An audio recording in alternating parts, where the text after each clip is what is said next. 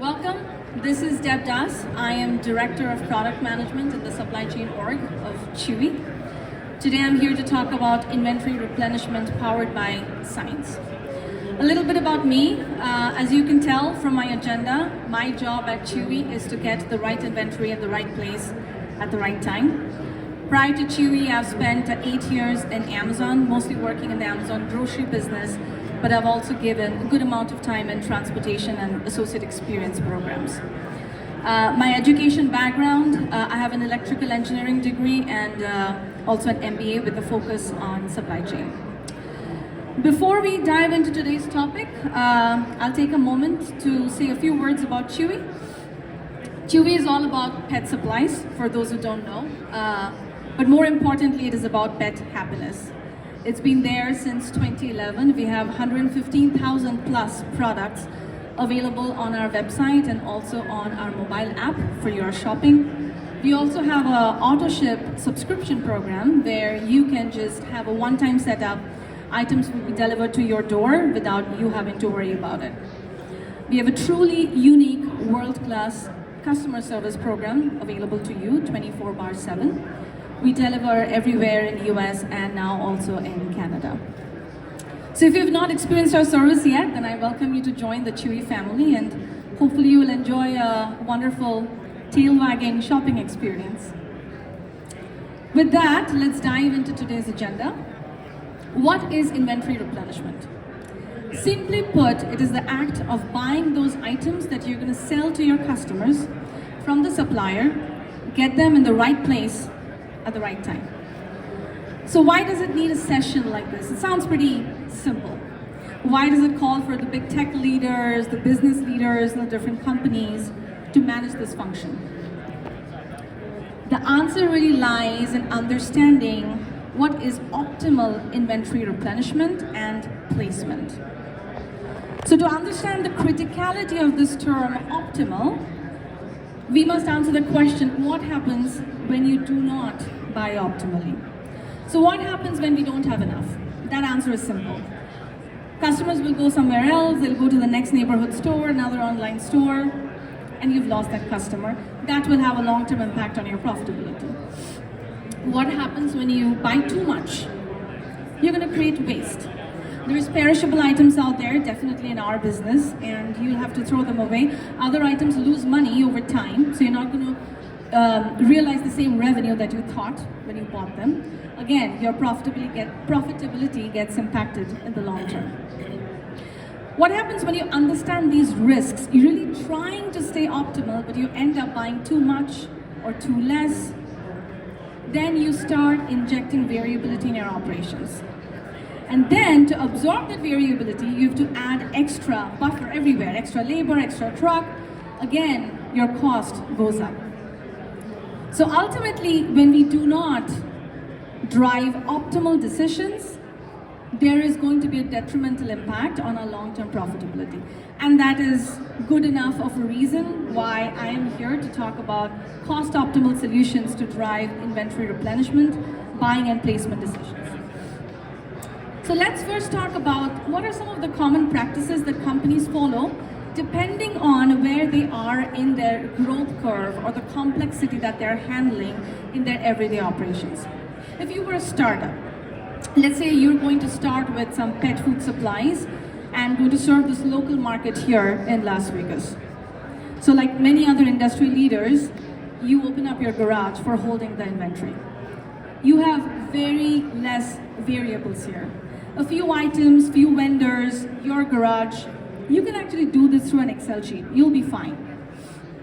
Now, if you're able to do this job well, your customers are going to want more from you. So now your selection goes up, probably better service, and for a better selection, or a larger selection rather, your garage is not going to be able to hold that. So you shut that down. Now let's say you open 2 new fulfillment centers. FCs. Let's say one on the East Coast, one on the West Coast, because now you're going to go beyond the local market and start serving the overall national customer base. Now, East and West Coast FCs might not be the best topology decision, but let's keep the example simple. Now, with the larger selection comes more vendors, Now your scale of buying decisions is going up, and that goes at the level of number of items you sell, times the fulfillment centers or warehouses where you're buying and placing and holding those inventory, times the vendor, specifically the vendor DCs. So now you need automation. An Excel sheet is not going to work for you anymore. But at this point, you have many third-party tools that you can buy off the shelf. They work pretty fine. They are good in understanding the basic requirements of inventory replenishment, buying. A seller network, a buyer network, lead times. So you buy one of them and you continue to scale. Now beyond this point, as your scale increases, you also start discovering some unique problems. Problems that for which you don't have an answer on Google, or you can't ask ChatGPT, because they are unique to the products and services that you are offering. So the customers are looking for a unique solution from you. Now the third-party tools do not have that answer. Also, you're not looking for automation at this point. You're looking for something more. Now to understand what we need to solve for, let's take a closer look at what are all the considerations that one must make when you are taking a buying decision. So let's start with the customer forecast, which is a function of all the items that you sell and the customers that you're serving. So for every item, there has to be a demand forecast. Let's say an item has 100 units, you have 50 in your network, so you're going to buy 50 more. But the challenge lies, where are you going to buy the 50 more? It's about placement, not buying. Now let's say your network has 3 FCs. 2 on either coast, east and west, and 1 in the middle. The question is, where will you buy this 50? Are you going to buy all 3 into one? Are you going to distribute them equally, or how would you allocate? Now this again is an answer that cannot be an industry standard one. This has to be unique to your company's strategy. For example, a company whose value proposal is about speed of delivery to customer, for any customer region, there has to be an ideal FC or a cluster of FCs from where the time of shipment to the customer region is minimal. Unless you get the inventory there, you're not going to be able to deliver the fastest speed to your customer. Now, every company will have their own strategy. Some might have some specialty products that has to come from, like, maybe some robotics building, some specialty handling, maybe some delivery specialty type. So it really depends on your company's strategy. It is not an industry-wide standard answer. Now for Chewy, our strategy is to minimize total cost of fulfillment. So similar to that speed example, for any customer region, we have an FC or a cluster of FCs that will be ideal for shipping to that region, because from there the total cost of fulfillment will be the least. And that should signal our buying systems to say, if ideally I want to ship out 50 from this FC to, let's say, a customer region, let's say New York, I have to buy 50 here. Now, such cost optimal, speed optimal solutions are not about automation. These are math-driven decisions. You need math to drive your optimal buying into your ideal FCs to drive the best outcome for you. All right.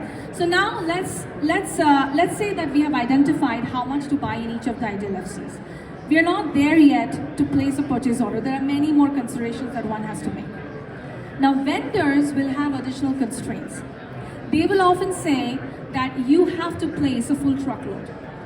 A certain item, even though your need is 20, you will have to order 100.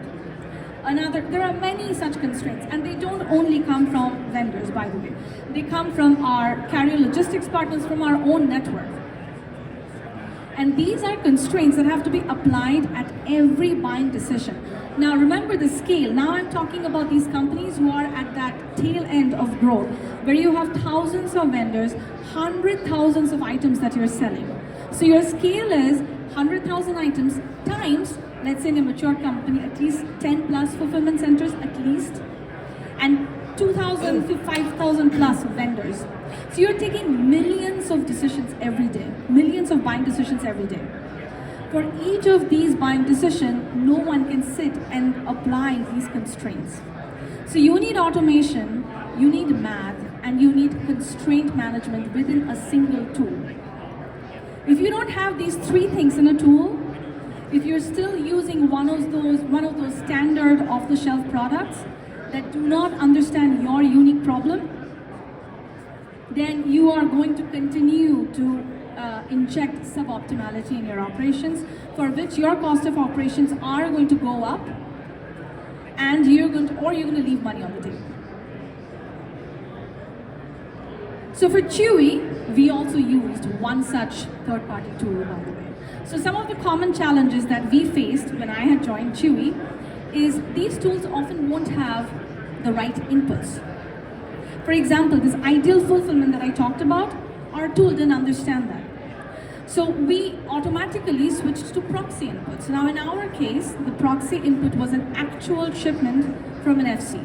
And that was going to lead us to a disaster. I'll tell you why.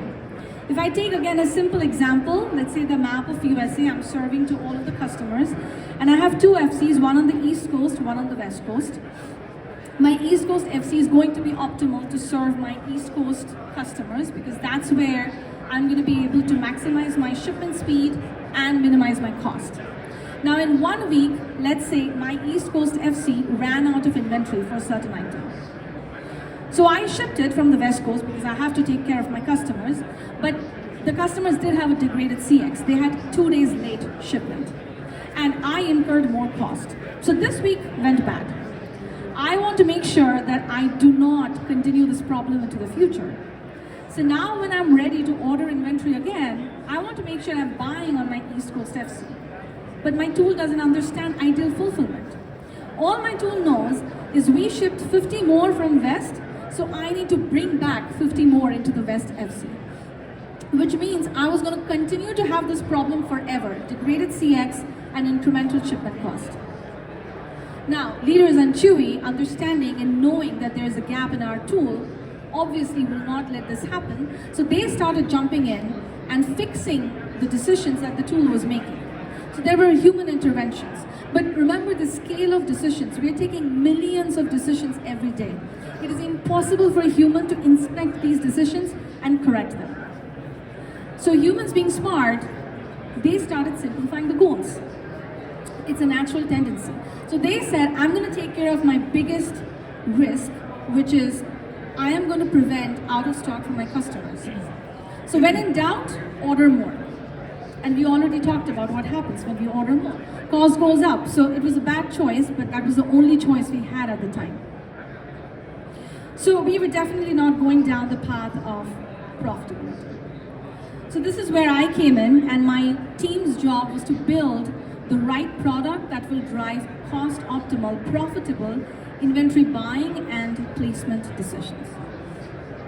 So what we did is we broke down each of the challenges that we faced into certain solution frameworks. We'd already talked about, even in this presentation, we knew that we needed automation, math, constraints management. So we needed engineering infrastructure, and we needed science models with the right objective function that will align the results to our company strategy. Now, something to remember when we're talking about the objective function is do not set proxy success metrics in your objective function. What I mean by that is, if your end goal is to drive profitability, make sure your objective function says maximize profitability. If your end goal is to minimize cost, make sure your objective function says minimize cost. Often people think, I'm going to take care of my customers, so I will minimize out of stock. That will lead me to profitability.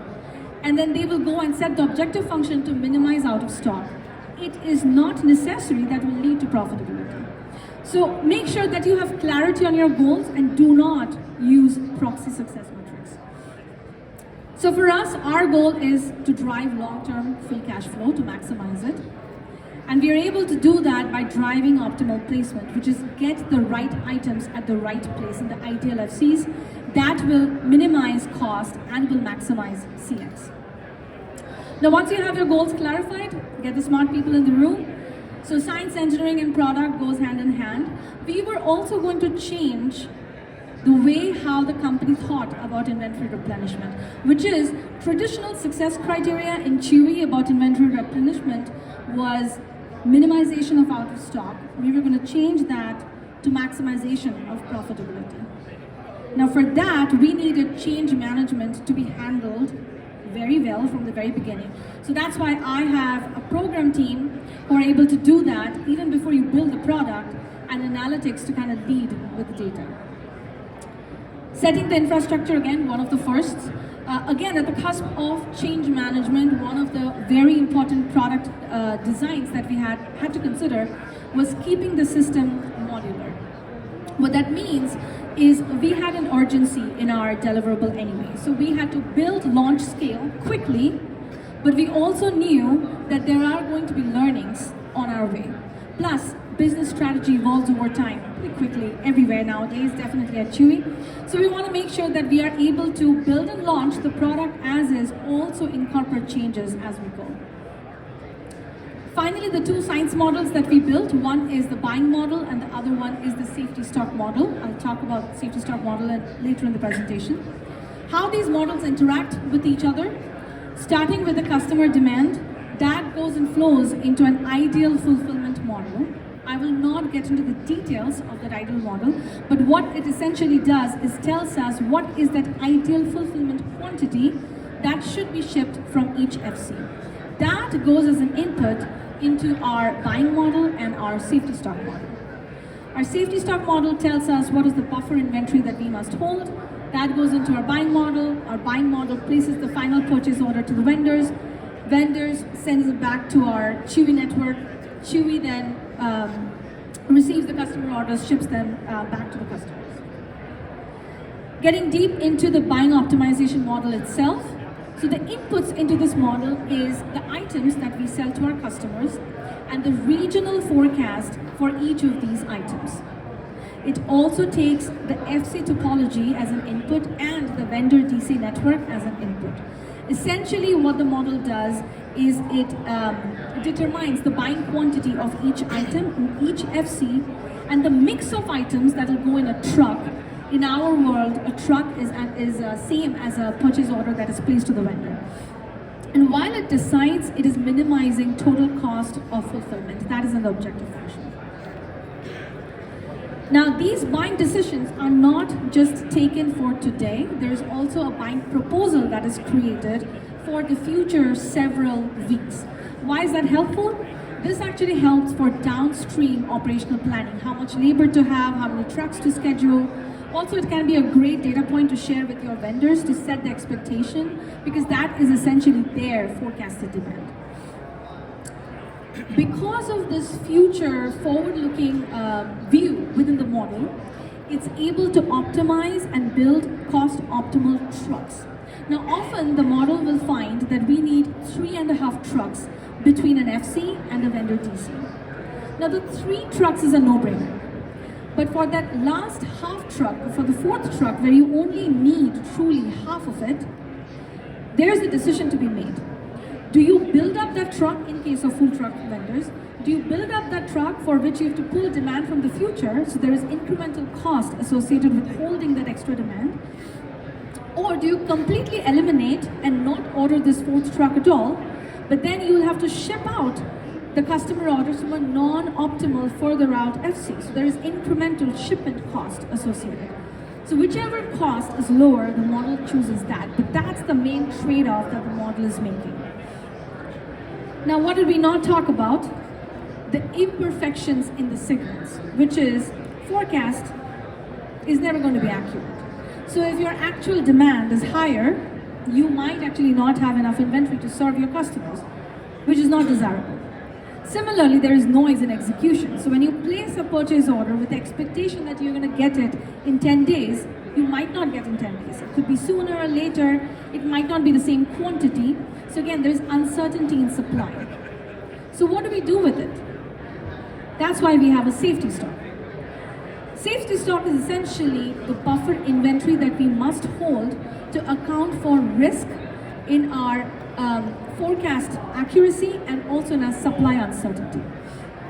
Again, it's a no-brainer that you need some safety stock. The question is, how much. Now again, how much is optimal safety stock? That'll be an answer unique to you depending on your company's strategy. What is your appetite for risk? How much committed are you to serving every single customer order out there?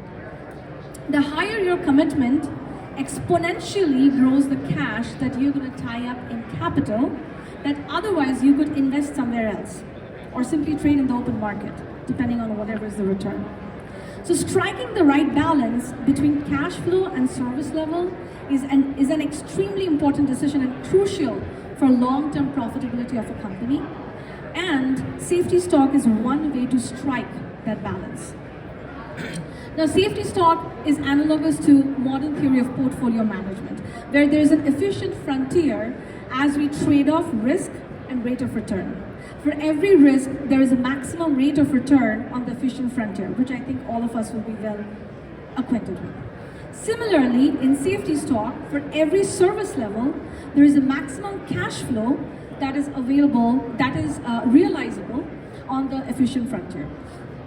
For every service level, there can be multiple cash flows though, depending on how you allocate inventory across every SKU. But the maximum will always be on that efficient frontier. Now, where you're going to operate on that efficient frontier will again depend on your appetite for risk, your financial objectives. For example, if the opportunity cost of capital is high, your optimal service level would be the left side of the curve, which is much lower. Now, what is optimal service level is again a mathematical solution. Math will tell us what is going to be the impact on cash flow, on revenue, and the strategy tells us which of those outcomes we like. And the intersection of strategy and math is what determines the inputs into our safety stock. Now for Chewy, we are a low margin company. So our inventory strategy is to keep our inventory lean and to have quick cash conversion. So we built a model where we maximize long-term free cash flow. Now what the model essentially does is it holds higher safety stock for the higher margin items because we never want to stock out on them. And when we do stock out on the lower margin items, then we know that we are going to lose less money. Now again, depending on your inventory strategy, you're going to choose your science model and your objective function, and accordingly you will build the right model. Finally, the few areas that we are going to that we measure for success is we want to make sure that our CX continues to improve, our profitability continues to improve, and our cost keeps going down. One of the mechanisms that I have learned in the last decade at the companies that I've worked for is do not get lost in averages. Make sure that you're zooming into exceptions and you're obsessing over anecdotes. Because if you're profitable overall, you're fine today, don't get me wrong. But you probably don't know what problem is brewing and what is going to blow up. So make sure that we are always obsessing over anecdotal views. And then finally, I talked about this a little bit. Whenever you're launching a product, there has to be change management associated with it.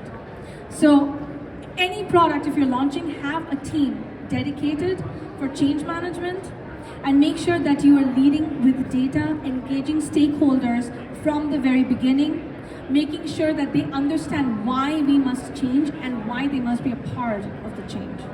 And that will definitely lead you to success. And that's all I have for today. Thank you.